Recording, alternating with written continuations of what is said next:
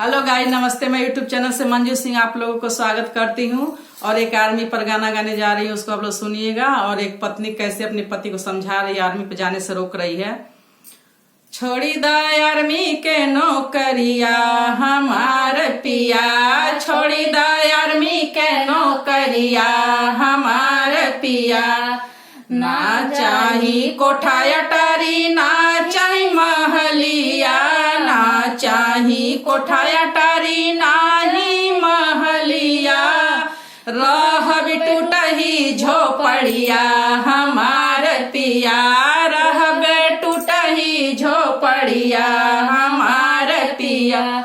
छोड़ी द आर्मी के नौकरिया हमार पिया, छोड़ी द आर्मी के नौकरिया हमार पिया।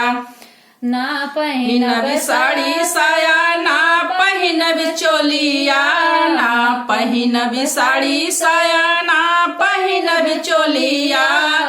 पहिनब फटही लुगरिया हमार पिया, पहिनब फटही लुगरिया हमार पिया।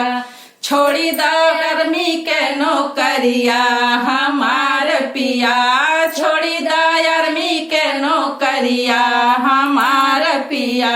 ना चाहनब चूड़ी कंगन, ना पहिनब झुमका, ना पहिनब चूड़ी कंगन, ना पहिनब झुमका।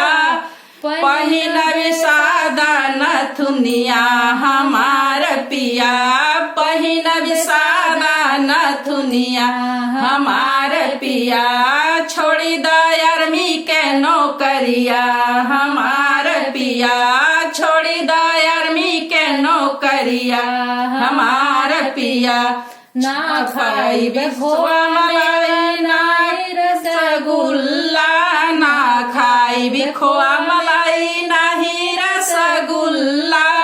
खाइब सूखी रोटिया हमार पिया, खाइब चटनी रोटिया हमार पिया। छोड़ी द आर्मी के नौकरिया हमार पिया, छोड़ी द आर्मी के नौकरिया हमार पिया। छोड़ी द आर्मी के नौकरिया हमार पिया, छोड़ी द